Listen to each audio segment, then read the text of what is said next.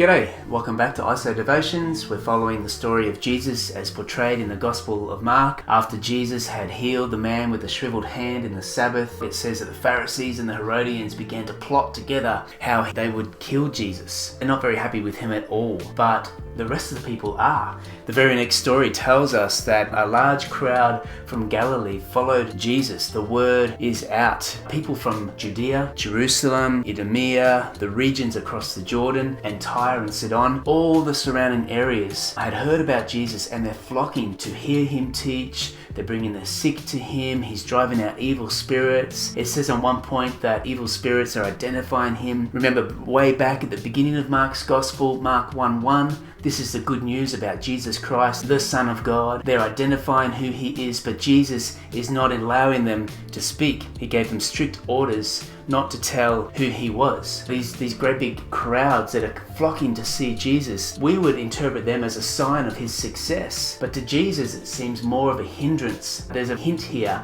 at a transition that's happening in Jesus' style of ministry, because after the crowds, then we see Jesus ascending a mountainside where he calls to those. It says in verse 13, he called to him those he wanted, and he designated them. He appointed them apostles. These are the 12 disciples who would follow Jesus, who would be part of his inner circle. So rather than just ministering to the crowd and doing all the wonderful, amazing things, Jesus was investing his time in a few of these people who he would be able to send out and train in the ministry of the kingdom of God. He still has a focus on the many, but for the sake of the many, Jesus is calling a few. Let's do a quick recap of who these 12 were. There's Simon, Peter, James, and his brother John, sons of Zebedee, who also got the nickname the Sons of Thunder. I wonder why that was. Andrew, Philip, Bartholomew, Matthew, Thomas, James, son of Alphaeus, Thaddeus, Simon the Zealot, and Judas Iscariot, who we know later betrayed him. And just look at this mixture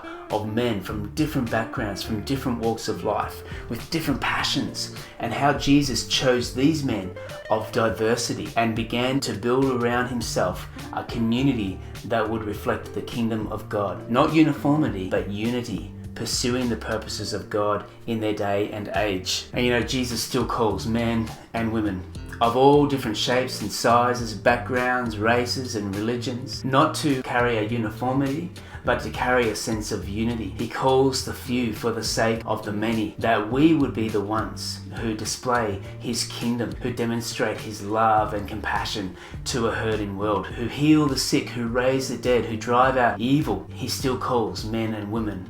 Will you respond to the call?